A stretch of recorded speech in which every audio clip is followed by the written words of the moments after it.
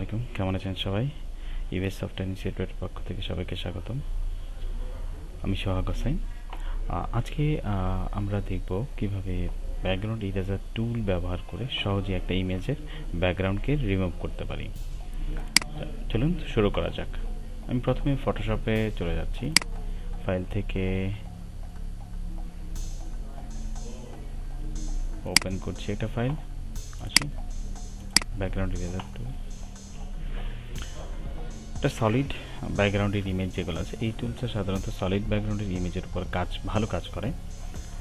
আমরা প্রথমেই চলে যাচ্ছি ব্যাকগ্রাউন্ড ইরেজার টুল। এই টুলসটাকে বলতেছি ব্যাকগ্রাউন্ড ইরেজার টুল। আপনি আপনার টুলস বারে রাইট বাটন ক্লিক করলে এই যে মাঝখানে ব্যাকগ্রাউন্ড ইরেজার টুল চলে আসছে।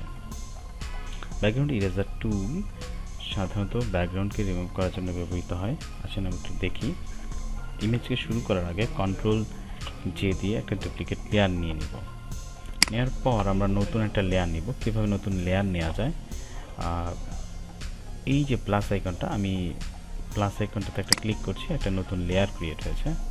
দেন সেই লেয়ারে আমি এই যে আমার এখান থেকে যে কোনো একটা কালারকে আমি নিয়ে নিব, জাস্ট বোঝার জন্য। এরকম হতে পারে, যে কোনো কালার হতে পারে। দেন অল্ট ব্যাকস্পেস দিয়ে আমি কালারটাকে এই লেয়ারে দিয়ে দিচ্ছি। Alt backspace.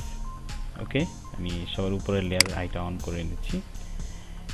এবার ব্যাকগ্রাউন্ড ইরেজার টুল দিয়ে আমি কাজ শুরু করছি। আমার অবশ্যই কাজ করার আগে আপনার এই লেয়ারটাকে সিলেক্ট রাখতে হবে। এই লেয়ারটাকে আমি জাস্ট ক্লিক করে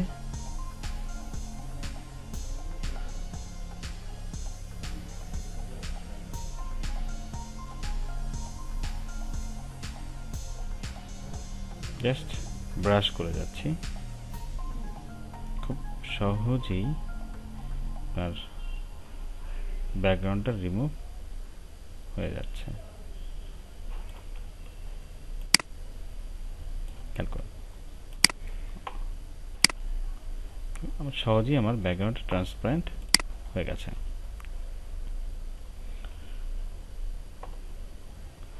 আশা করি সবাই বুঝতে পেরেছেন।